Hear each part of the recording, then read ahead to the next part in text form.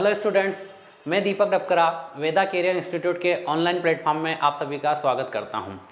आज हम कृषि भौतिकी का नया चैप्टर स्टार्ट कर रहे हैं जिसका नेम है तरल या फ्लूइड। देखिए, फ्लूइड बहुत अच्छा चैप्टर है। यहाँ से बहुत सारी चीज़ें आपको देखने को मिलती है जो आप डेली लाइफ में भी देखते हैं कंटिन्यूसली कि एक कोई भी तरल होता है, कोई भी फ्लूइड होता है, वो बह रहा होता है। यानी कि एक प्रॉपर्टी आपको पता है यहाँ से कि हर वो चीज़ जो बहती है वो फ्लूइड होती है या तरल होती है। ठीक है, तो बात करते हैं सबसे पहले तरल क्या होता है, ये दूसरे से कैसे डिफ्रेंशिएट है, या सॉलिड या लिक्विड से किस तरीके से ये कुछ अलग है, और इसके अंदर क्या क्या विशेषताएं होती है, क्या क्या इसकी प्रॉपर्टीज़ है, ये सारी चीज़ों को अपन इसमें डिस्कस करेंगे। So let's start. सबसे पहले बात करते हैं तरल की, या तरल या फ्लूइड जिसे कहते हैं, यह होता क्या है। देखिए, वे पदार्थ जिनमें बहने का गुण होता है तरल कहलाते हैं। ठीक है, ऐसी सारी चीज़ें जिनमें बहने का गुण होता है। ठीक है, बहना आपको पता है, पानी बहता है तो इस प्रकार का जिसमें गुण होता है वो क्या होते हैं, फ्लूइड होते हैं। ठीक है, अब देखिए आपके पास सॉलिड होता है ऐसा कुछ स्ट्रक्चर। अब आपको पता है कि सॉलिड जो है वो नहीं बहता है। सॉलिड नहीं बहता है यानी कि जब सॉलिड के ऊपर बल लगाते हैं, आप इस प्रकार सॉलिड के ऊपर फोर्स लगाएंगे, सॉलिड को धक्का देंगे तो ये क्या हो जाता है, ये ट्विस्ट हो जाता है इस प्रकार से।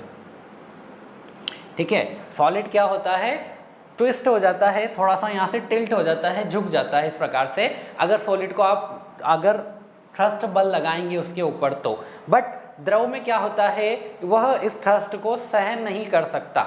द्रव के ऊपर भी आप देखेंगे कि द्रव में भी अगर द्रव का स्ट्रक्चर कुछ ऐसा है तो द्रव के ऊपर भी आप जब थ्रस्ट बल लगाते हैं तो वह इस प्रकार से थ्रस्ट बल को सहन नहीं कर सकता। तो क्या होता है, वह आगे चला जाता है, यानी कि द्रव के अंदर थ्रस्ट बल को सहन करने की कैपेसिटी नहीं होती, तो उसमें क्या आ जाता है, बहने का गुण आ जाता है। तो द्रव क्या होता है, वे सारे पदार्थ जिनमें बहने का गुण होता है। ठीक है, कैपेसिटी टू फ्लो, फ्लो होने की प्रॉपर्टी जिसके अंदर होती है, वे सभी तरल या क्या कहलाते हैं, फ्लूइड कहलाते हैं। ठीक है, परिभाषा आपको क्लियर हो गई होगी। सिंपल सी परिभाषा है कि जिनमें बहने का गुण हो या जो सिंपल थ्रस्ट फोर्स को सहन नहीं कर पाता है। ठीक है, यह वाला जो आप थ्रस्ट फोर्स लगाते हैं इसके ऊपर, इसको सहन नहीं कर पाता है तो वो क्या होता है, आगे चला जाता है, तो इसको क्या कहते हैं, तरल कहते हैं। अब आगे सेंटेंस है कि पदार्थ की तीन अवस्थाओं में से द्रव तथा गैस सम्मिलित रूप से तरल है। ठीक है, पदार्थ की तीन अवस्थाएं होती है मेन, ठोस, द्रव और गैस। उसमें से द्रव और गैस, ये जो दो अवस्थाएं हैं, ये दोनों को क्या कहा जाता है, ये दोनों तरल का एक रूप होते हैं। यानी कि द्रव भी एक तरल होता है और गैस भी एक तरल के रूप में होती है, या गैस भी एक तरल होती है। द्रव व गैस को विभेदित किया जा सकता है। अब द्रव और गैस को अगर आपको अलग अलग समझना है कि द्रव और गैस में क्या अंतर है, अगर आप दोनों को कह रहे हो कि ये भी एक तरल है और गैस भी एक तरल है, तो इन दोनों में डिफरेंस क्या है। तो इन दोनों का आप इस प्रकार से डिफरेंशिएट कर सकते हैं कि जो लिक्विड होता है, द्रव जो होता है वो असंपीड्य होता है, यानी कि संपीड़ित नहीं होता। ठीक है, नॉन कंप्रेसिबल। द्रव जो होता है वो क्या होता है, नॉन कंप्रेसिबल होता है, जिसे कंप्रेस नहीं किया जा सकता। जबकि गैस जो होती है, गैस को संपीड़ित किया जा सकता है। आपने देखा होगा कि गैस जो होती है इस बर्तन के अंदर कितनी भी होती है, इसको आप कंप्रेस करके छोटी सी जगह में भी ला सकते हो, पर द्रव जो होता है वह द्रव को आप कंप्रेस नहीं कर सकते, द्रव को कंप्रेस नहीं किया जा सकता। तो यहाँ से इन दोनों तरल को आप इस प्रकार से डिफरेंशिएट कर सकते हैं कि द्रव क्या है, नॉन कंप्रेसिबल है। ठीक है, और गैस जो है वो गैस क्या है, संपीड़ित किया जा सकता है, यानी इसे कंप्रेस्ड किया जा सकता है। ठीक है, गैस को कंप्रेस किया जा सकता है और द्रव को कंप्रेस नहीं किया जा सकता, असंपीड़ित या असंपीड्य होता है या नॉन कंप्रेसिबल द्रव होता है। तो इस प्रकार से आप द्रव को और गैस को डिफरेंशिएट कर सकते हैं, और द्रव जो और गैस जो होते हैं वो दोनों ही तरल अवस्थाओं में होते हैं।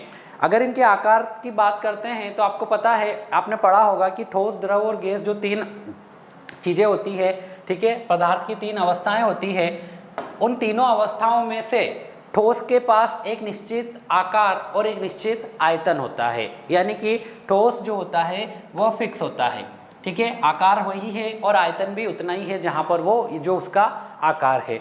अगर आप द्रव की बात करते हैं तो द्रव क्या होता है, जिस बर्तन में रखते हैं उसी का आकार वह ले लेता है। द्रव क्या होता है, जिस बर्तन में रखते हैं उसी का आकार ले लेता है, यानी कि इसका आकार क्या होता है, निश्चित होता है, बट आयतन क्या होता है, सॉरी आयतन निश्चित होता है बट आकार निश्चित नहीं होता है। जिसमें रखेंगे उसका ही आकार यह ले लेता है। और अगर गैस की बात करेंगे तो गैस क्या होती है, ना आकार निश्चित होता है ना आयतन निश्चित होता है, दोनों चीज़ों को निश्चित नहीं किया जाता, ठीक है। तो यह द्रव और गैस जो होते हैं यह दोनों किसकी कैटेगरी में आते हैं, यह दोनों फ्लूइड की कैटेगरी में आते हैं, तरल की कैटेगरी में आते हैं। और यह क्या होता है, यह ठोस होता है, यह तरल की तरह बहता नहीं है, ठोस के अंदर बहने का गुण नहीं होता है, ठीक है। आगे देखते हैं फ्लूइड।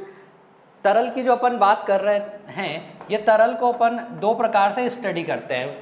फिजिक्स के अंदर जो लिक्विड होता है, फ्लूइड होता है, उसे दो प्रकार से स्टडी किया जाता है। एक है हाइड्रोस्टैटिक और सेकंड होता है हाइड्रोडायनामिक्स। अब हाइड्रोस्टैटिक्स का मतलब है द्रव स्थितिकी, यानी कि फ्लूइड एट रेस्ट। द्रव हाइड्रोस्टैटिकी या द्रव स्थितिकी के अंदर अपन उस द्रव का अध्ययन करेंगे जो रेस्ट पे हो, यानी कि रुका हुआ द्रव हो। और द्रव गतिकी के अंदर उसका अध्ययन किया जाता है, उस फ्लूइड का अध्ययन किया जाता है जो मोशन में हो, ठीक है। रुका हुआ जल, ठहरे हुए पानी की यहाँ पर स्टडी की जाती है, उसे कहा जाता है द्रव स्थितिकी। जैसे एक ग्लास के अंदर रखा हुआ पानी है, एक तालाब के अंदर ठहरा हुआ पानी है, कोई भी पानी जो रुका हुआ पानी हो। और गतिकी का मतलब द्रव गतिकी, ऐसे मोशन का, ऐसे द्रव का अध्ययन करना जो मोशन में हो, यानी कि द्रव गति कर रहा हो। आपने देखा होगा कि एक अगर ट्रक वगैरह में ऐसा कुछ बीकर रखकर आप मोशन कराएंगे तो उसकी गति के अपोजिट उसका शेप कुछ इस प्रकार से ड्रॉ होता है, बनता है। तो यह होता है द्रव गतिकी, कि द्रव का गति के साथ अध्ययन करना, फ्लूइड का आपको अध्ययन करना जब वह कहाँ हो, मोशन में। तो यह इसकी दो मेन ब्रांचेस है, जिनकी एक में फ्लूइड की स्टडी की जाती है जब वह रेस्ट पर होता है, और दूसरे में फ्लूइड की स्टडी की जाती है जब वह मोशन में होता है, गति में होता है, ठीक है। तो अभी जो अपन बात करने वाले हैं वो अपन बात करेंगे हाइड्रोस्टैटिकी की, यानी कि द्रव की जब वह विराम की अवस्था में हो, द्रव at rest, fluid at rest की कंडीशन में हो। तो अभी अपन जितना भी स्टडी करेंगे वो सारी फ्लूइड एट रेस्ट या हाइड्रोस्टैटिकी के बारे में पढ़ेंगे। हाइड्रोडायनामिक्स के बारे में अपन बाद में स्टडी करेंगे। ओके, सो आगे बढ़ते हैं, ठीक है। तरल के प्रवाह से संबंधित कुछ तथ्य, ठीक है। देखिए, दो महत्वपूर्ण गुणों का अध्ययन तरल के लिए किया जाता है। फ्लूइड के लिए, अगर आप फ्लूइड के बारे में स्टडी कर रहे हैं किसी भी फ्लूइड की, तो उस फ्लूइड से संबंधित दो चीज़ों का नॉलेज होना आपको बहुत ज़रूरी है। फर्स्ट होता है डेंसिटी और सेकंड होता है प्रेशर, ठीक है। यह दो गुण उस द्रव के बारे में बहुत कुछ बता देते हैं। तो ये दोनों गुणों का अध्ययन कहाँ किया जाता है, द्रव के अंदर किसी बिंदु पर इनको परिभाषित किया जाता है, ठीक है। तो यह जो दो गुण होते हैं, इन दोनों का अध्ययन हर तरल के लिए, हर फ्लूइड के लिए आपको करना है कि उसकी डेंसिटी से संबंधित चीज़ें क्या होती है, डेंसिटी क्या होती है, किस प्रकार की होती है, और कैसे एक दूसरे से रिलेटिवली उनको आप कनेक्ट करते हैं, और प्रेशर क्या होता है। अगर किसी भी द्रव का अध्ययन कर रहे हैं तो उसके अंदर प्रेशर क्या होता है और किस प्रकार से वह वेरी करता है, उसकी स्टडी आपको करना है यहाँ पर। तो तरल के प्रवाह से संबंधित दो चीज़ों को अपन पढ़ेंगे यहाँ पर। सबसे पहले घनत्व और दाब, यानी कि प्रेशर, डेंसिटी और प्रेशर की स्टडी इसमें अपन करेंगे। आगे देखते हैं, अब डेंसिटी और प्रेशर की बात कर रहे हैं तो सबसे पहले बात करते हैं अपन घनत्व की या डेंसिटी की। अब डेंसिटी की सिंपल सी परिभाषा है कि किसी द्रव के अंदर किसी बिंदु पर घनत्व जो है वह रो होता है, यानी कि किसी भी द्रव का जो घनत्व होता है उसे हमेशा रो से डिफाइन किया जाता है, ठीक है। इसे सिंबल को रो कहा जाता है। तो रो जो होता है यह मास अपान वॉल्यूम होता है, ठीक है, यानी कि द्रव्यमान बटे आयतन।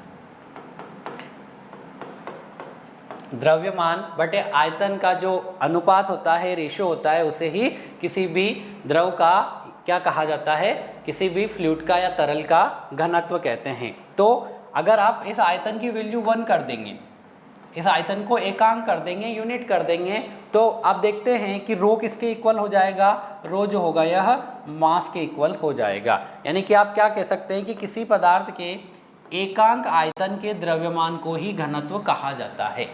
एकांक आयतन के द्रव्यमान को ही घनत्व कहा जाता है। एकांक आयतन का मतलब क्या है, देखिए आपके पास इस प्रकार से 1 मीटर लंबा, 1 मीटर चौड़ा और 1 मीटर ऊंचा एकांक आयतन हो जाएगा। एक क्यूब है, क्यूब है यानी कि क्या है, एकांक आयतन वाला एक घन है जिसका जो आयतन है, वॉल्यूम है, वो क्या है, यूनिट है। तो इसके अंदर वह लिक्विड जितना आता है वही उसकी क्या होगी, डेंसिटी। इसके अंदर जो लिक्विड आएगा, द्रव आएगा, उस द्रव का मास जो होगा वही इसकी क्या कहलाती है, घनत्व कहलाता है या डेंसिटी कही जाती है। यानी कि आपको एक एकांक आयतन के अंदर किसी भी द्रव का कितना मास आता है, वह जो मास होता है या द्रव्यमान होता है वही क्या होता है, घनत्व कहलाता है।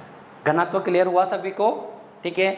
एक बार और देख लीजिए, घनत्व क्या होता है, मास अपॉन वॉल्यूम, यानी कि द्रव्यमान बटे आयतन का जो रेशो होता है वही क्या होता है, घनत्व होता है। घनत्व को डिफाइन करते हैं रो से, इस सिंबल को कहा जाता है रो। इसका मतलब क्या है कि अगर आपके पास एकांक आयतन का, यानी कि 1 मीटर लंबा, 1 मीटर चौड़ा और 1 मीटर ऊंचा अगर कोई बॉक्स है, उस बॉक्स के अंदर आपने पानी डाला तो वो पानी का जितना वजन होगा, ठीक है, एकांक आयतन वाले द्रव्यमान का जो भी द्रव्यमान होगा, ठीक है, एकांक आयतन के अंदर जो भी द्रव्यमान होगा उसी द्रव्यमान को क्या कहा जाता है, घनत्व कहा जाता है। ठीक है, किसी पदार्थ के एकांक आयतन के द्रव्यमान को, एकांक आयतन के अंदर जितना पानी आ रहा है उस पानी का जो वजन होगा, द्रव्यमान होगा, वही उसका क्या कहलाता है, घनत्व कहलाता है। ठीक है, अब इसकी अगर यूनिट की बात करते हैं तो इसकी एसआई यूनिट क्या होती है, केजी पर मीटर क्यूब।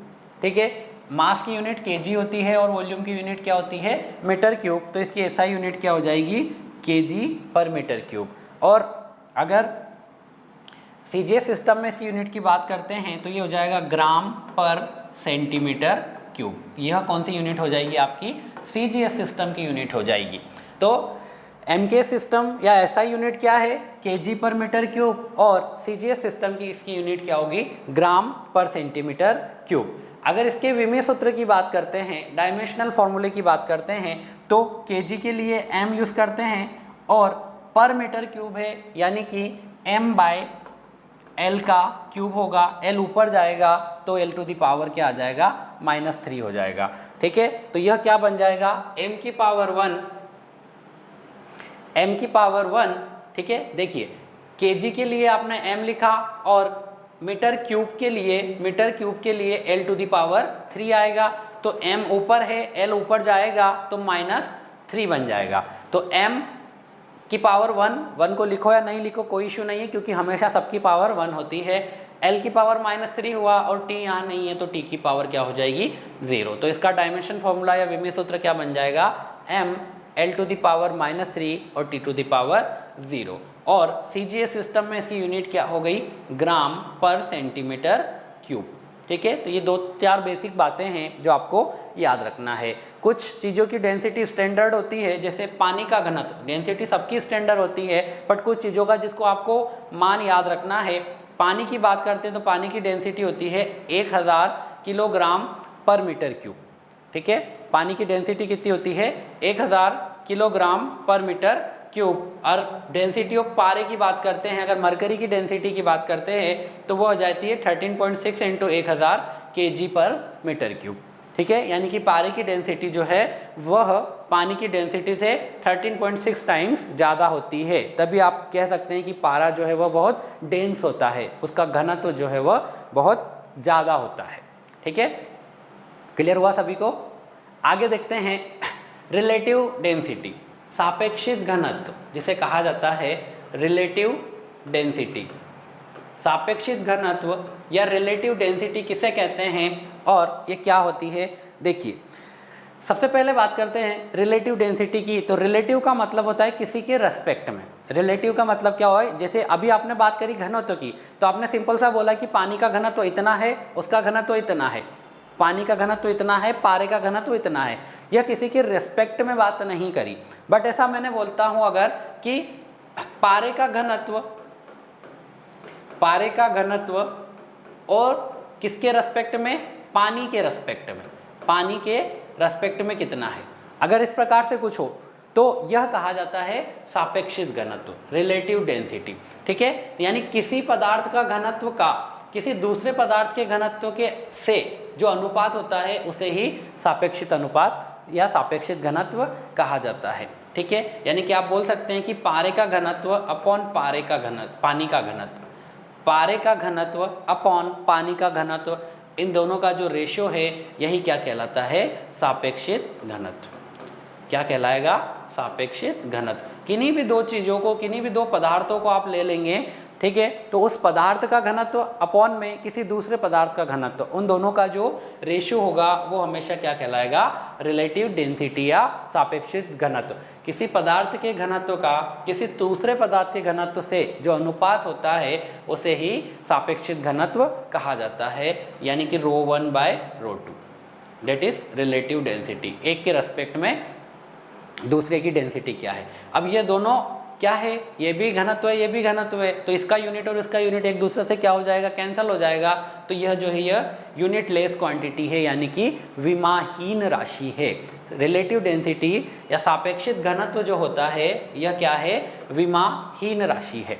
ठीक है, आगे बात करते हैं कि यही चीज़ जो आपको बताइए कि पारे का सापेक्षिक घनत्व पानी के सापेक्ष अगर आपको निकालना है, आपको कहा जाए कि पारे की रिलेटिव डेंसिटी क्या होगी विथ रेस्पेक्ट टू वाटर।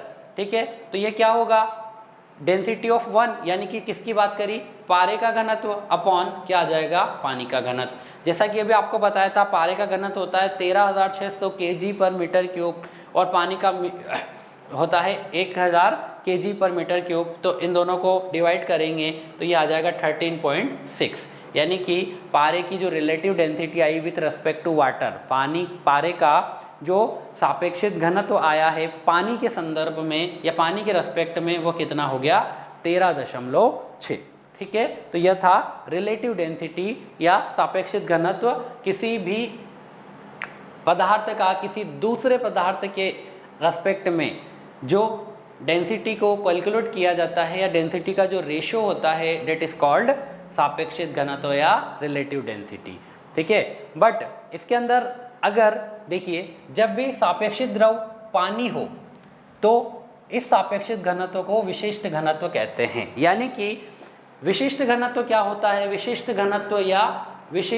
घनत्व या इसे गुरुत्व भी कहते हैं। तो यह क्या होता है कि कोई भी पदार्थ जो आपको लेना है उस पदार्थ का घनत्व अपॉन में क्या हो जाएगा, पानी का घनत्व। यानी कि किसी भी पदार्थ की डेंसिटी का घनत्व का आप पानी की डेंसिटी के सापेक्ष मान ज्ञात करते हैं। किसी भी पदार्थ की डेंसिटी का आप पानी के सापेक्ष मान ज्ञात करते हैं, पानी के सापेक्ष, यानी कि पदार्थ की का घनत्व कोई भी पदार्थ हो उसका अपॉन में अगर पानी का घनत्व आप लिखते हैं, यानी कि पानी के घनत्व के सापेक्ष किसी चीज़ को निकालते हैं, तो वहीं पर इस सापेक्षिक घनत्व को क्या कहा जाएगा, विशिष्ट घनत्व के नाम से भी जाना जाता है। जस्ट नाम का खेल है और कुछ नहीं है। नॉर्मल अगर हो तो डेट इज रिलेटिव डेंसिटी, वहाँ पर कोई भी दो लिक्विड या दो तरल आपके सामने हो सकते हैं, बट जिससे कंपेयर कर रहे हैं, जिसके रेस्पेक्ट में ज्ञात कर रहे हैं, वो अगर पानी हो जाए तो कोई भी पदार्थ का घनत्व अपॉन पानी का घनत्व अगर होगा तो वहीं पर जो सापेक्षिक घनत्व है, आपकी जो रिलेटिव डेंसिटी है, उस रिलेटिव डेंसिटी को एक और नया नाम दिया गया जिसे कहते हैं विशिष्ट घनत्व, स्पेसिफिक ग्रेविटी। ठीक है, विशिष्ट घनत्व या स्पेसिफिक ग्रेविटी, इस नाम से भी इसको जाना जाता है। यह जस्ट नाम है, बस आपको चीज़ें याद रखनी है कि यह होती क्या है। कभी कभी एक आध नंबर में इसका क्वेश्चन आपसे पूछा जाता है। ठीक है, कुछ एग्जांपल है कि पानी का घनत्व क्या होता है, 1000 kg/m3 या 1 ग्राम पर सेंटीमीटर क्यूब। तो ये भी आपको याद रखना है दोनों यूनिट में। और अगर पारे का विशिष्ट गुरुत्व कहा जाए, पारे का विशिष्ट गुरुत्व ज्ञात करना है आपको, ठीक है, विशिष्ट घनत्व या विशिष्ट गुरुत्व, तो क्या करना है, आप क्या कहेंगे कि पारे का घनत्व अपॉन क्या होगा, पानी का घनत्व। पारे का घनत्व अपॉन क्या होगा, पानी का घनत्व। ठीक है, तो पारे का घनत्व कितना है आपको पता है, 1600 और पानी का घनत्व कितना है 1000, तो इन दोनों का जो रेशियो होगा वो कितना आ जाएगा 13.6, यानी कि पारे का विशिष्ट गुरुत्व कितना हो जाएगा, विशिष्ट घनत्व या विशिष्ट गुरुत्व हो जाएगा 13.6, 13.6। ठीक है, एक और एग्जांपल लेते हैं कि आपके सामने अगर कोई ऑयल है जिसकी डेंसिटी आपको दी है 800 kg पर मीटर क्यूब। ठीक है, एक ऑयल है जिसकी डेंसिटी, जिसका घनत्व आपको दिया हुआ है 800 किलोग्राम kg पर मीटर क्यूब। आपने देखा होगा ऑयल जो है वो पानी के ऊपर तैरता है, यानी कि ऑयल जो है वो पानी से हल्का होता है, कम डेंस होता है। तो अगर आपको इस ऑयल का विशिष्ट घनत्व या विशिष्ट गुरुत्व निकालने को कहा जाए कि एक ऑयल है, विशिष्ट घनत्व आपको निकालना है जिसकी डेंसिटी कितनी दी है 800 kg पर मीटर क्यूब, तो क्या करना है, आपको पता है विशिष्ट घनत्व क्या होता है, जो भी पदार्थ दिया हो उसकी डेंसिटी अपॉन में क्या होगा, पानी की डेंसिटी। ठीक है, पानी की डेंसिटी कितनी है 1000 kg पर मीटर क्यूब। 0 से 0, 0 से 0 दो बार कैंसिल होगी, 8/10 आएगा, यानी कि कितना आ जाएगा 0.8। तो कोई भी ऑयल है अगर उसका घनत्व आपको 800 kg पर मीटर क्यूब दिया हुआ है तो उसकी जो रिलेटिव डेंसिटी भी आप इसको कह सकते हैं, और अगर पानी के रेस्पेक्ट में आप याद कर रहे हैं तो यह क्या हो जाएगा, विशिष्ट गुरुत्व भी आप इसे कह सकते हैं। तो इसका विशिष्ट गुरुत्व कितना हो जाएगा 0.8। ठीक है, तो ये दोनों बेसिक चीज़ें हैं, रिलेटिव डेंसिटी किसे कहते हैं और विशिष्ट गुरुत्व किसे कहते हैं, ये आपको याद रखना है। आगे चलते हैं, नेक्स्ट टर्म है प्रेशर। ठीक है, प्रेशर आपने बहुत सुना होगा, तो समझते हैं प्रेशर होता क्या है। ठीक है, इसे कहते हैं हिंदी में दाब। तो देखिए, आपको पता है कि किसी सॉलिड चीज़ के ऊपर अगर आप बल लगाते हैं, किसी सॉलिड चीज़ के ऊपर, ठोस के ऊपर आप जब फोर्स लगाते हैं, ठीक है, तो वह क्या होता है, वो या तो अगर कंप्रेसिबल होगा तो कंप्रेस होगा, या अगर उसको आगे जाना होगा, इस प्रकार से अगर आप इसके ऊपर बल लगाते हैं तो यह आगे की तरफ चल जाता है, ठोस है। ठीक है, तो लिक्विड जो होता है, लिक्विड भी क्या है, लिक्विड हर जगह पर एक बल लगाता है, तो लिक्विड के द्वारा लगाया गया जो बल होता है वह क्या कहलाता है, प्रेशर कहलाता है। क्या हुआ, लिक्विड के द्वारा लगाया गया जो बल है वही क्या कहलाता है, प्रेशर या दाब कहलाता है। यानी कि देखो, जब पानी रुका हुआ हो तो यह हमेशा एक लंबवत बल लगाता है। कहाँ लगाता है, सभी सतह पर जो इसके संपर्क में होती है। ठीक है, ये डायग्राम आपको दिख रहा है इस प्रकार से। तो देखिए, यहाँ पर अगर पानी भरा हुआ हो इसके अंदर पूरा, ठीक है, तो यह पानी इसके परपेंडिकुलर डायरेक्शन में इस प्रकार से इसकी दीवारों पर फोर्स लगाता है। ठीक है, यह पानी इस प्रकार से इसकी दीवारों पर फोर्स लगाता है। कहाँ लगाता है, या तो ग्लास की दीवार पर, और कोई भी वस्तु जो तरल में डूबी गई हो, जैसे यह वस्तु अगर पानी के अंदर डूबी हुई है, ठीक है, तो इसके हर सतह के परपेंडिकुलर इस प्रकार से यह द्रव जो है यह इस पर बल लगाएगा। ठीक है, तो कोई भी वस्तु अगर पानी के अंदर होती है तो पानी उस पर हमेशा एक लंबवत बल लगाता है। कहाँ लगाता है, उसकी सतह पर जो भी उस पानी के संपर्क में होती है। ठीक है, अगर वो ग्लास है तो ग्लास की दीवार पर भी वो फोर्स लगाता है, जिसे प्रेशर कहते हैं। और अगर कोई वस्तु पानी के अंदर इमर्स्ड है, डूबी हुई है, तो उसकी सारी दीवारों पर परपेंडिकुलर डायरेक्शन में वह एक बल लगाता है, जिसे क्या कहा जाता है, प्रेशर कहा जाता है। यह आपको बताया है कि प्रेशर लगता कैसे है। ठीक है, तो प्रेशर हमेशा लंबवत लगता है। ठीक है, प्रेशर होता क्या है इसकी बात अपन यहाँ करते हैं। देखिए, किसी पृष्ठ के एकांक क्षेत्रफल पर आरोपित लंबवत बल को ही आप दाब कहते हैं। किसी पृष्ठ के एकांक क्षेत्रफल पर आरोपित लंबवत बल को ही दाब कहते हैं। ठीक है, देखिए, यदि यह कोई सरफेस जो आपको शो हो रही है, ठीक है, यदि पृष्ठ का क्षेत्रफल a है, इसका एरिया जो है यह a है, और इस पर एक बल लग रहा है इस प्रकार से F, बल का नाम क्या है, F, तो दाब जो है, प्रेशर होगा F/A, एकांक क्षेत्रफल पर लगने वाला F यानी कि बल। ठीक है, तो एकांक, अगर इस A की वैल्यू 1 कर दी जाए, इस A की वैल्यू 1 कर दी जाए, तो यह F किसके इक्वल हो जाएगा, P के इक्वल, प्रेशर के इक्वल। तो एकांक क्षेत्रफल पर लगने वाला जो फोर्स है, जो बल है, वही क्या कहलाता है? प्रेशर कहलाता है। ठीक है, एकांक क्षेत्रफल पर लगने वाला बल क्या कहलाता है? प्रेशर कहलाता है। अब अगर यह कुछ इस प्रकार से लगा हुआ हो, लेट सपोज ये फोर्स है, ये परपेंडिकुलर नहीं लग के कुछ इस प्रकार से लग रहा हो, तो आप देखते हैं कि इसके दो कंपोनेंट्स होते हैं। आपने पिछली क्लासेस में देखा होगा, यहाँ पर दो कंपोनेंट होते हैं, एक इसका हॉरिजॉन्टल कंपोनेंट होता है और एक इसका वर्टिकल कंपोनेंट होता है। थीटा के साथ वाला जो कंपोनेंट होता है, अगर ये एफ है तो यह कंपोनेंट एफ कोस थीटा होगा और यह कंपोनेंट एफ साइन थीटा होगा। ये काइनेमेटिक्स में अपन आगे देखेंगे अगर नहीं पढ़ा है जिन लोगों ने। ठीक है, तो यहाँ से देखेंगे प्रेशर क्या होगा। अगेन आप देखते हैं परपेंडिकुलर फोर्स क्या लग रहा है? परपेंडिकुलर फोर्स लग रहा है एफ साइन थीटा। कहाँ लग रहा है? एरिया पर। तो प्रेशर यहाँ पर क्या हो जाएगा? एफ साइन थीटा बाय ए। ठीक है, आपको हमेशा परपेंडिकुलर फोर्स ही लेना है। यह फोर्स अगर कुछ इस तरीके से लग रहा होता है तो इस फोर्स को आप दो कंपोनेंट में डिवाइड करेंगे। एक होगा आपका हॉरिजॉन्टल कंपोनेंट, थीटा के साथ वाला कंपोनेंट हमेशा कोस थीटा होता है, और एक दूसरा कंपोनेंट जो उसके परपेंडिकुलर होता है यह साइन थीटा होता है। तो अब इस सरफेस के रेस्पेक्ट में जो बल आया वो क्या हो गया? F sine theta. F sine theta यहाँ पर आपका बल हो गया, फोर्स हो गया। कहाँ लग रहा है? एरिया ए पर लग रहा है। तो प्रेशर कितना हो जाएगा? एफ साइन थीटा बाय ए।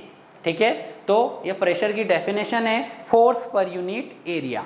एकांक क्षेत्रफल पर लगने वाला बल क्या कहलाता है? प्रेशर कहलाता है। अगर इसके यूनिट की बात करते हैं तो प्रेशर को, ये फोर्स को आप न्यूटन में नापते हैं, एरिया को मीटर स्क्वायर में नापते हैं, तो इसका जो यूनिट होता है वह न्यूटन पर मीटर स्क्वायर होता है और इसे पास्कल भी कहा जाता है, और पास्कल को डिनोट करते हैं पीए से। ठीक है, यानी कि एक न्यूटन पर मीटर स्क्वायर को एक पास्कल भी कहा जाता है। ठीक है, तो प्रेशर की दो यूनिट आपके सामने हैं, एक आपको याद रखना है पास्कल जो बहुत इंपॉर्टेंट है, और एक न्यूटन पर मीटर स्क्वायर। ठीक है, साथ ही अगर सीजीएस सिस्टम में बात करते हैं तो यह डाइन होता है, फोर्स को डाइन में डिफाइन करते हैं और लेंथ को सेंटीमीटर स्क्वायर में।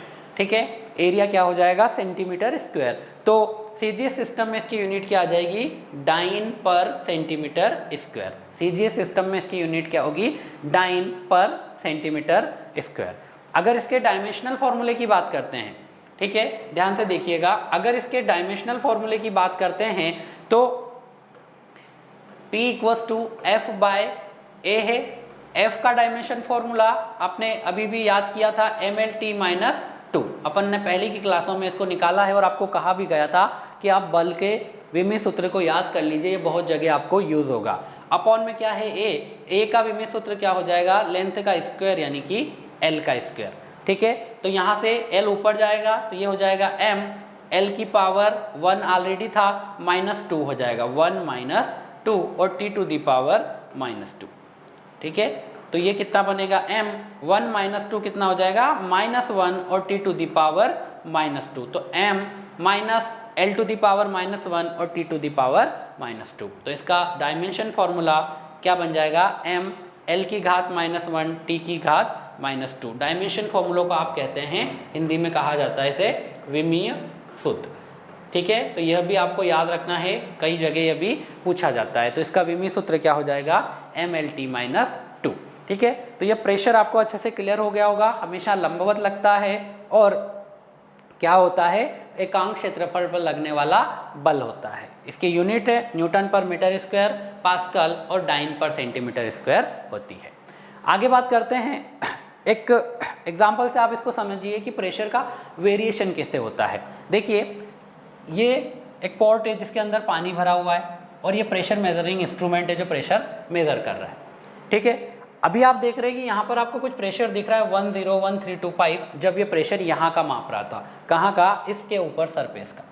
ठीक है, इसी का दूसरा डायग्राम मैं आपको बताता हूँ। जब यह प्रेशर गेज में अंदर ले गया, ठीक है, तो अभी आपको प्रेशर दिख रहा है 130.595 किलो पास्कल।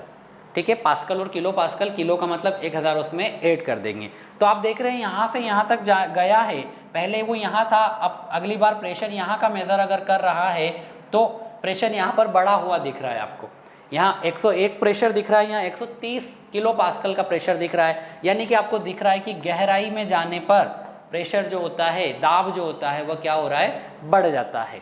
प्रेशर बढ़ जाता है कहाँ पर, गहराई में जाने पर। यानी कि यहाँ से जैसे जैसे आप अंदर जाते जाएंगे आपका दाब जो है वह बढ़ता जाता है।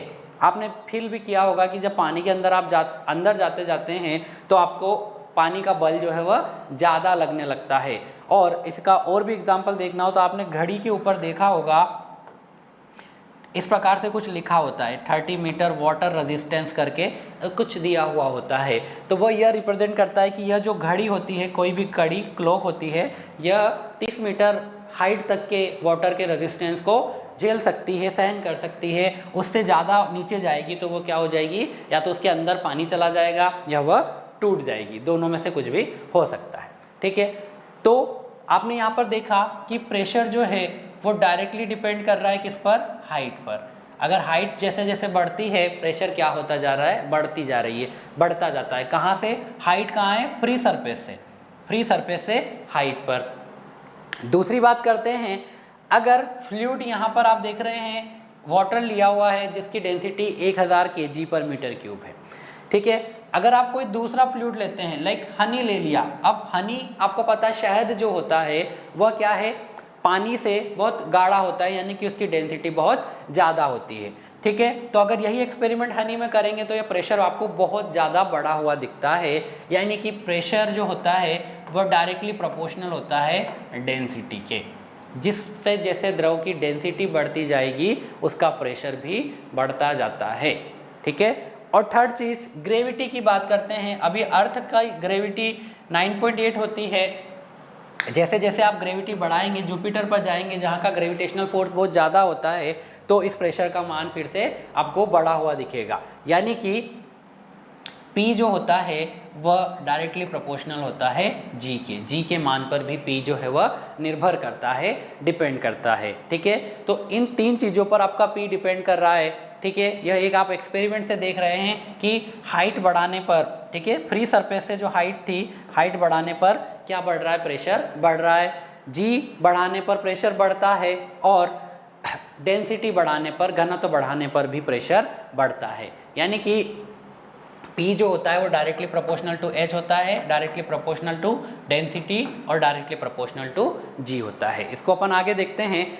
देखिए, दाब, प्रेशर जो है ये तीन चीज़ों पर डिपेंड कर रहा है। Directly proportional to H। H क्या है, height from the free surface, height from free surface,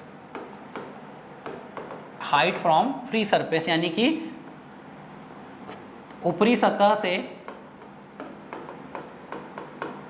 ऊंचाई, ऊपरी सतह से, या फिर आप इसे लिख सकते हैं खुले पृष्ठ से, खुले पृष्ठ से। ठीक है, जैसे इस प्रकार से आपका कोई बीकर है जिसके अंदर लिक्विड रखा हुआ है,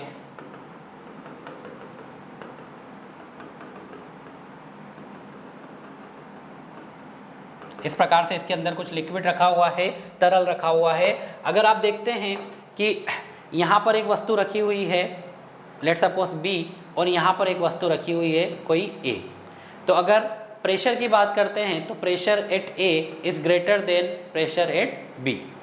A पर प्रेशर ज़्यादा होगा क्योंकि आप A की हाइट देख रहे हैं। हाइट क्या है, A की हाइट लेट्स सपोज H1 है और B की हाइट H2 है, तो H2 जो है ये आपको H1 से ज़्यादा दिख रही है। ठीक है, अगर हाइट ज़्यादा है तो आप देख रहे हैं यहाँ पर कि P जो है वो डायरेक्टली डिपेंड किस पे करता है, फ्री सरफेस से जो हाइट होती है उस पर। तो अगर ये लिक्विड सेम है, एक ही बीकर के अंदर रखा है यानी कि लिक्विड सेम है, ठीक है, तो यहाँ पर और G वही है क्योंकि ग्रेविटेशनल फोर्स तो एक ही जगह पर रखा हुआ है, कोई दिक्कत नहीं आएगी। G सेम है, रो सेम है, तो किस पर डिपेंड करेगा, हाइट पर। तो A की हाइट ठीक है कितनी है, H1, तो H1 आपको कम दिख रहा है यानी कि H2 ज़्यादा दिख रहा है। H2 कहाँ है, ये B पर पॉइंट पर हाइट कितनी है, H2, H2 greater than H1 है। ठीक है, अगर H2 ग्रेटर देन H1 है तो प्रेशर कहाँ ज़्यादा होगा, B पर, तो pressure at B is greater than pressure at A होगा। ठीक है, देखो जहाँ हाइट ज़्यादा होगी वहाँ प्रेशर ज़्यादा होगा। हाइट किसकी ज़्यादा है, H2 की, तो अगर H2 is greater than H1 है तो प्रेशर कहाँ ज़्यादा होगा, B पर, तो PB इज ग्रेटर देन क्या हो जाएगा, PA। ठीक है, तो यह बहुत इंपॉर्टेंट फॉर्मूला है जो प्रेशर डेरिवेशन का है और कई जगह पर इसकी ज़रूरत भी पड़ेगी। इस पर रिलेटेड बहुत सारे क्वेश्चन भी आपको एग्जाम में देखने को मिलते हैं। तो आपको याद रखना है प्रेशर 3 चीज़ों पर डिपेंड करता है, डेंसिटी पर, G पर और H पर। G क्या होता है, गुरुत्वीय त्वरण। ठीक है, अर्थ के लिए इसकी वैल्यू होती है 9.8 न्यूटन पर मीटर स्क्वायर। ठीक है, डेंसिटी पर घनत्व किसी भी तरल के या किसी भी फ्लूइड के घनत्व पर डिपेंड करता है और फ्री सरफेस से उसकी ऊंचाई पर यह निर्भर करता है। ठीक है, हाइड्रोस्टैटिकी इसी के अंदर जो हाइड्रोस्टैटिकी की अपन बात कर रहे हैं, ये पूरा अपन लिक्विड एट रेस्ट पर ही पढ़ रहे हैं। यहाँ पर अपन ने 3 चीज़ें देखी अभी कि द्रव की स्थिति जो होती है उस पर जो दाब होता है वो कहाँ निर्भर करता है। द्रव स्थिति में दाब जो होता है वो निर्भर करता है गहराई सतह से, ठीक है, या सतह से कितनी गहराई पर है उस पर, द्रव के घनत्व पर और G पर, गुरुत्वीय त्वरण पर। ठीक है, एक एग्जांपल से समझते हैं। आपके पास 3 अलग अलग बीकर आपको दिख रहे हैं। ठीक है, अगर मैं इन तीनों बीकर में ABC में इस पॉइंट की बात करता हूँ, इस पॉइंट पर प्रेशर की बात करता हूँ। ठीक है, तीनों जो बीकर आपको जार आपको दिख रहे हैं, तीनों जार की हाइट आपको सेम दिख रही है और तीनों के अंदर सेम लिक्विड रखा है, सेम फ्लूइड रखा है। ठीक है, और हाइट क्या है, सेम है। हाइट यानी कि ऊंचाई समान है तीनों की और सेम फ्लूइड है, मतलब एक ही द्रव इसके अंदर है, एक ही द्रव इसके अंदर रखा है। यानी कि इसकी भी डेंसिटी अगर रो है तो इसकी भी डेंसिटी रो है, तो इसकी भी डेंसिटी रो है। अगर मैं हाइट की बात करता हूं तो इसकी भी हाइट h है, इसकी भी हाइट h है और इसकी भी हाइट h है। तो अगर आप इसके प्रेशर की बात करेंगे P एट A तो क्या हो जाएगा, रो G H, क्योंकि G तो तीनों अर्थ सरफेस पर ही है तो तीनों के लिए G सेम होगा। अगर मैं PB की बात करता हूँ तो इसकी डेंसिटी क्या हो जाएगी, रो G H, और अगर मैं PC की बात करता हूँ तो इसकी डेंसिटी भी क्या हो जाएगी, रो G H। यानी कि प्रेशर एट A जो होगा वह भी रो G H होगा, प्रेशर एट B होगा वह भी रो G H होगा और प्रेशर एट C होगा वह भी रो G H होगा। यानी कि आप कह सकते हैं यहाँ पर कि pressure at A equal to pressure at B equal to pressure at C। चाहे इनका शेप कैसा भी हो, चाहे इनके अंदर पानी कितना भी आ रहा हो। ठीक है, देखिए इसके अंदर पानी कम दिख रहा है, यहाँ ज़्यादा दिख रहा है, यहाँ बहुत ज़्यादा दिख रहा है। पानी की मात्रा पर निर्भर नहीं कर रहा है, आकार पर निर्भर नहीं कर रहा है। बर्तन का आकार जो भी हो, आपके पास जो बीकर दिख रहा है, जो जार दिख रहा है, उसका आकार कुछ भी हो, उस आकार पर भी निर्भर नहीं करता है। यानी कि यहाँ पर तीनों पॉइंट पर प्रेशर जो हैं वो क्या होंगे, सेम होंगे। PA equals to PB equals to PC। चाहे पानी का कुछ भी मात्रा हो, इनके अंदर पानी कम ज़्यादा कुछ भी हो। ठीक है, तो दाब निर्भर नहीं करता है। यहाँ से एक निष्कर्ष आप निकाल सकते हैं, किस पर, द्रव की मात्रा पर, कितना पानी भरा है उस पर निर्भर नहीं करता है। दूसरा, बर्तन के आकार पर, जार या बर्तन का जो भी शेप है उस पर भी जो दाब है वह डिपेंड निर्भर नहीं करता है। और तीसरा है इनका एरिया पर। ठीक है, यहाँ पर देखिए आप एरिया कुछ ट्रायंगल शेप दिख रहा है, यहाँ पर आपको कुछ रेक्टेंगल शेप दिख रहा है और यहाँ पर भी एरिया रेक्टेंगल है पर साइज कुछ अलग हो सकती है। यहाँ पर आपको एरिया कुछ अलग दिख रहा है इस प्रकार से। तो उसके एरिया पर निर्भर नहीं करता है, ठीक है, क्षेत्रफल पर निर्भर नहीं करता है, बर्तन के शेप पर या आकार पर निर्भर नहीं करता है और द्रव की क्वांटिटी पर, मात्रा पर भी निर्भर नहीं करता है कि कितनी क्वांटिटी है, इस बात पर भी निर्भर नहीं करता है।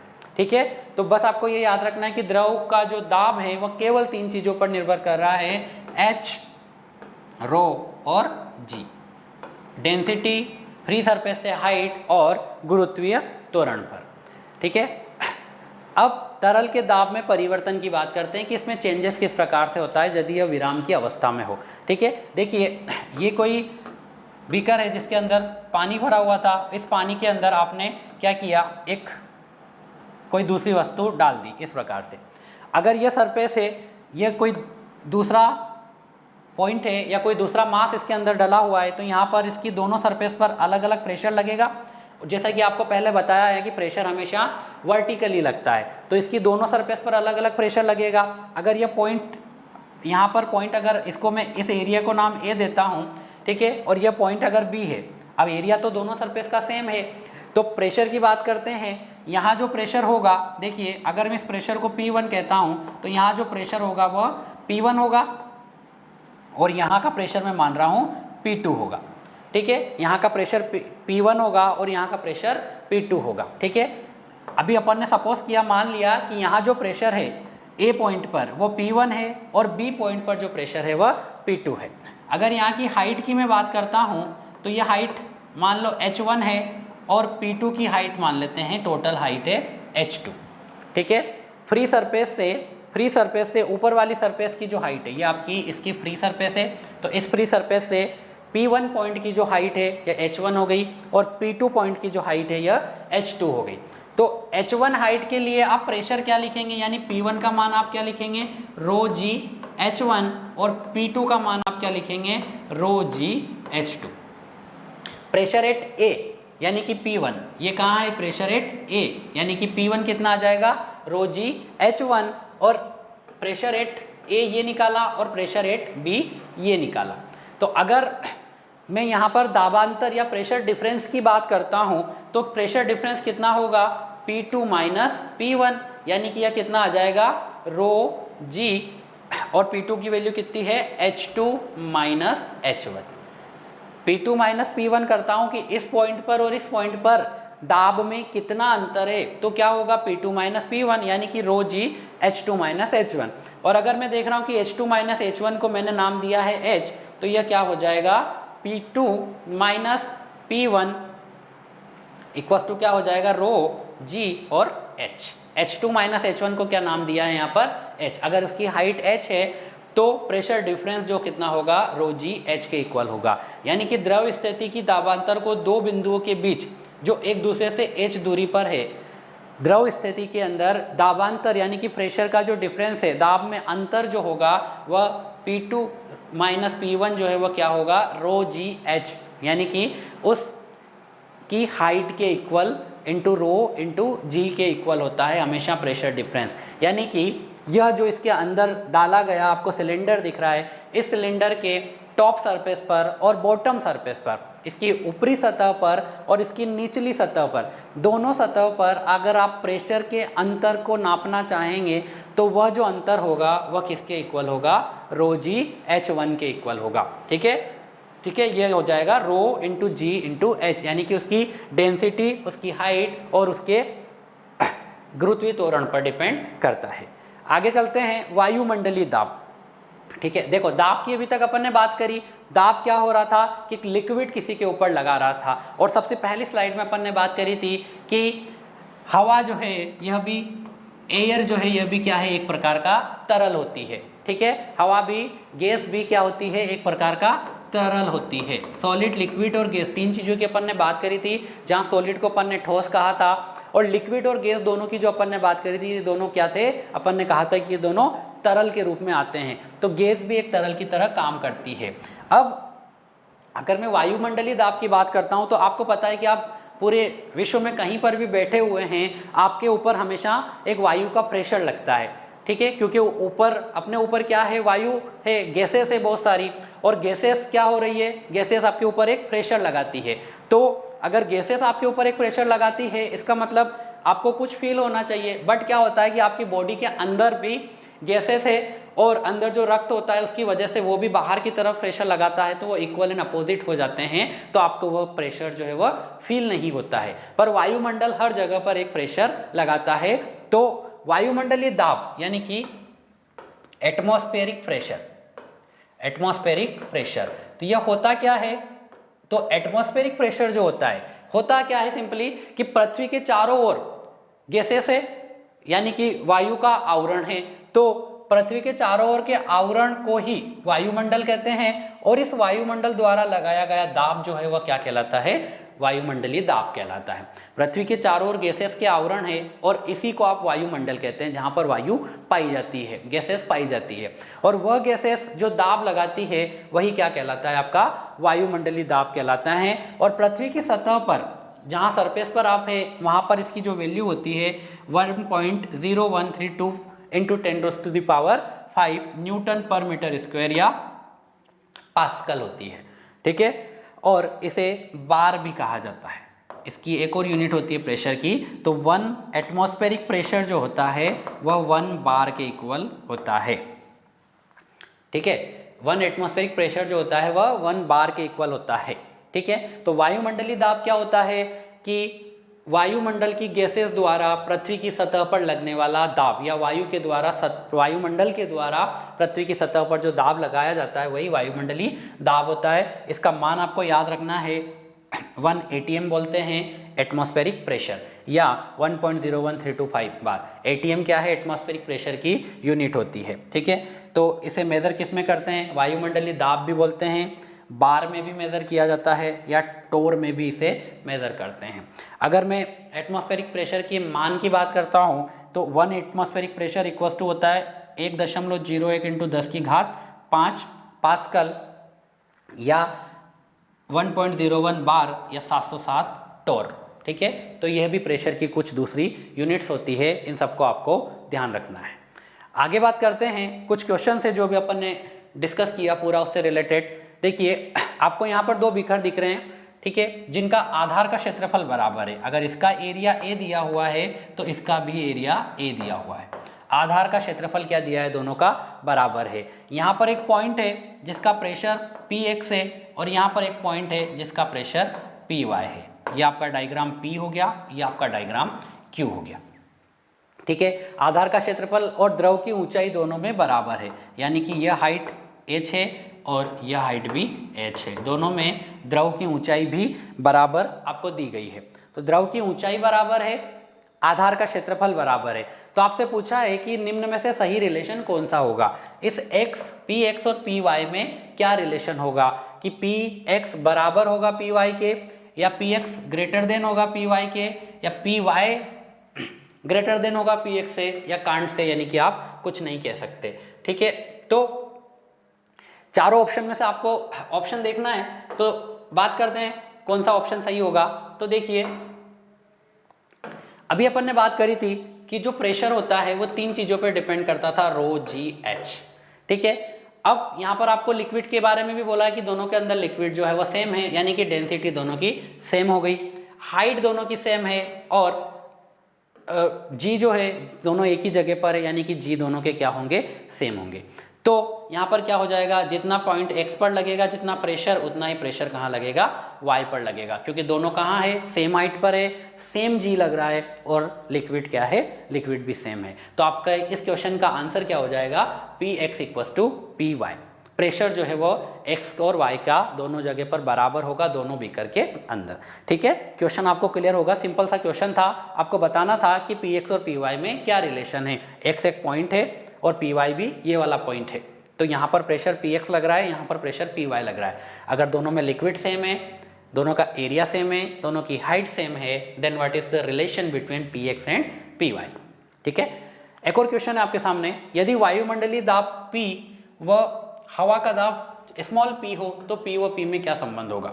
ठीक है, ये डायग्राम कुछ आपको दिख रहा है, ये फ्री सरफेस है। ठीक है, यहाँ पर पैक नहीं है, फ्री सरफेस पर एटमॉस्फेरिक प्रेशर P लग रहा है, और यहाँ पर एक और एयर है अंदर जिसका प्रेशर स्मॉल p है। तो आपको बताना है कि स्मॉल p और कैपिटल P में क्या रिलेशन है। ये थोड़ा अच्छा क्वेश्चन है, ध्यान से देखिए। ये डायग्राम कुछ इस प्रकार से आपको दिया हुआ है, लाइक दैट। ये आपकी फ्री सरफेस पर यहाँ पर कैपिटल P लग रहा है, और यहाँ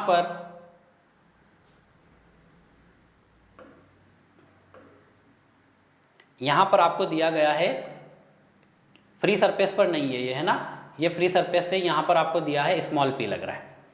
ठीक है, तो आपको ये बताना है कि इन P और P में क्या रिलेशन है। P is equal to P है, P ग्रेटर देन P है, P लेस देन P है, या कम या ज़्यादा हो सकता है, वो हवा के द्रव्यमान पर डिपेंड करता है। तो देखिए, द्रव्यमान पर तो निर्भर करता नहीं है, यानी कि ये ऑप्शन तो रॉन्ग हो जाएगा। बाकी तीनों ऑप्शन को अपन चेक करते हैं। तो समझते हैं, सबसे पहले देखिए, अगर यह पॉइंट यहाँ पर है स्मॉल p, तो मैं इसको अगर इधर शिफ्ट करता हूँ, देखिए अपन ने देखा था कि सेम हाइट पर प्रेशर जो है वह बराबर होता है। तो आपको पता है इस पॉइंट पर प्रेशर कितना हो जाएगा? इस पॉइंट पर प्रेशर आपको दिया है स्मॉल p, और ऊपर एटमॉस्फेरिक प्रेशर दिया है P। तो अगर मैं छोटे पॉइंट पर प्रेशर बात कर रहा हूँ, ठीक है, पी की, स्मॉल पी की अगर मैं बात करता हूँ तो ये क्या होगा, यहाँ पर दिख रहा है ये आपको एक हाइट है एच दी है, यानी कि ये हो जाएगा पी एटमॉस्फेरिक प्लस रो जी इंटू एच, ठीक है। और लेट सपोज मैं इसको नाम दे रहा हूँ ए और इस पॉइंट को नाम दे रहा हूँ बी, तो पी एट बी क्या हुआ, पी एटमॉस्फेरिक प्लस रो जी एच, और पी एट ए अगर मैं बात करूं तो ये क्या हो जाएगा, पी एटमॉस्फेरिक, क्योंकि ए बिंदु पर क्या लग रहा है, केवल एटमॉस्फेरिक प्रेशर लग रहा है, ठीक है। और अगर आप इस बिंदु पर आ रहे हैं बी बिंदु पर, तो क्या हो रहा है, एटमॉस्फेरिक प्रेशर तो लग ही रहा था, साथ में द्रव के द्वारा लगने वाला प्रेशर भी आ गया, यानी कि प्रेशर ज्यादा कहाँ हुआ, बी पॉइंट पर। दिख रहा है सिंपल सा, यहाँ पर तो पी नॉट ही है, यहाँ पर पी एटमॉस्फेरिक प्लस रो जी एच भी लग रहा है, यानी प्रेशर ज्यादा कहाँ है, पी बी पर, और पी बी को आपने कौन सा नाम दिया था, स्मॉल पी, यानी कि स्मॉल पी का मान जो है वो क्या है, ज्यादा है किससे, कैपिटल पी से। स्मॉल पी का मान क्या है, ज्यादा है किससे है, कैपिटल पी से, ठीक है। सही ऑप्शन कौन सा होगा, स्मॉल पी का मान ज्यादा है, ठीक है। तो कैपिटल पी ये कैंसिल हो जाएगा, ये भी गलत हो जाएगा, स्मॉल पी का मान ज्यादा है कैपिटल पी से, यहाँ कैपिटल पी आएगा, तो आपका ये वाला ऑप्शन थर्ड सही हो जाएगा, ठीक है। Small P is greater than capital P, या कैपिटल पी जो प्रेशर है वह कम है किससे, स्मॉल पी से, ठीक है। स्मॉल पी क्या था, यहाँ का प्रेशर था, कैपिटल पी क्या था, यहाँ का प्रेशर था। जस्ट आपको उनकी हाइट में डिफरेंस देखना है, ओके। सो चीज़ें आपको क्लियर होगी। अगली क्लास में अपन बात करेंगे प्रेशर मेजरिंग इंस्ट्रूमेंट की, कि प्रेशर को कैसे कैसे मापा जाता है। इसके अंदर बहुत सारी चीज़ें अभी बाकी है, ये जस्ट इस चैप्टर का टोटल बेसिक था, ओके। Thank you.